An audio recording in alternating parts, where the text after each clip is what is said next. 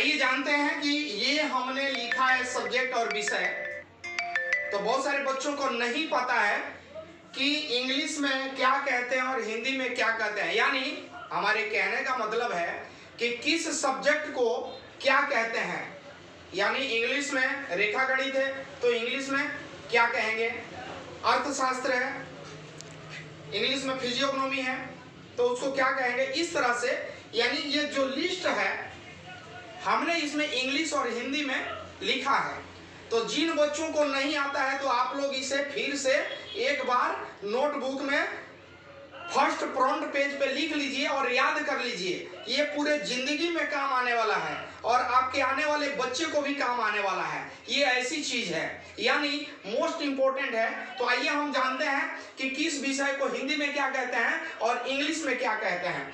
तो सबसे पहले हम लेते हैं समाज शास्त्र, सोशियोलॉजी कहते हैं, दर्शन शास्त्र, फिलोसफी कहते हैं, मनोविज्ञान, साइकोलॉजी कहते हैं। अब यहाँ पे पी जो है साइलेंट में है। अगर ग्रामर पढ़े हैं आप लोग तो ध्यान रखिएगा, 12th क्लास के बच्चे हैं आप लोग, ये पी साइलेंट है इसलिए यहाँ साइकोलॉजी पढ़ते हैं। साहित्य को लिटरेचर कहते हैं, इतिहास को हिस्टोरी कहते हैं, रेखा गणित को ज्योमेट्री कहते हैं, भू विज्ञान को जूलॉजी कहते हैं, जियोलॉजी, भूगोल को ज्योग्राफी कहते हैं यानी जियोग्राफी, और अर्थशास्त्र को इकोनॉमिक्स कहते हैं। यानी हमारे देश का इकोनॉमिक्स यानी अर्थशास्त्र कहाँ पे है ये हम पता लगा सकते हैं।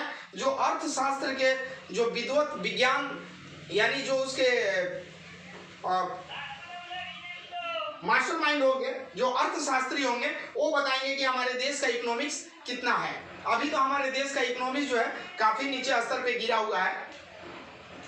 10वें नंबर पे है नाटक यानी इसको ड्रामा कहते हैं। 11वें नंबर में रसायन विज्ञान यानी केमिस्ट्री कहते हैं। 12वें नंबर में जीव विज्ञान यानी बायोलॉजी कहते हैं। देखिए जी, डॉक्टर बनने के लिए सबसे पहले क्या पढ़ते हैं, बायोलॉजी। और बायोलॉजी में आता है फिजिक्स, केमिस्ट्री, बायोलॉजी, मैथ भी आता है, इंग्लिश भी आता है, कोई हिंदी भी लेते हैं। तो 6 सब्जेक्ट तो इसमें पक्का है। लेकिन खास करके साइंस में अगर आप बायोलॉजी लेते हैं तो नीट क्वालिफाई कर सकते हैं और आप एक डॉक्टर का ऑप्शन चुन सकते हैं। वनस्पति शास्त्र यानी बोटनी यानी पेड़ पौधे से रिलेटेड जितनी पढ़ाई है यानी वनस्पति प्राकृतिक जो फल फूल पेड़ पौधे जितने हैं उसके बारे में तो उसको बोटनी कहते हैं। बीज गणित बच्चों को घन चक्कर के जैसा घुमाता है और उसी का नाम है बीज गणित। यानी माथा चकरा जाता है, पसीना छूटने लगता है जब root under cos theta gamma beta ये सब आता है। उसके बाद में है पुरातत्व विज्ञान यानी आर्कियोलॉजी। तो ये है हमारा इंग्लिश और हिंदी में सब्जेक्ट के नाम। तो आज ही आपको याद कर लीजिए और भूलिएगा नहीं।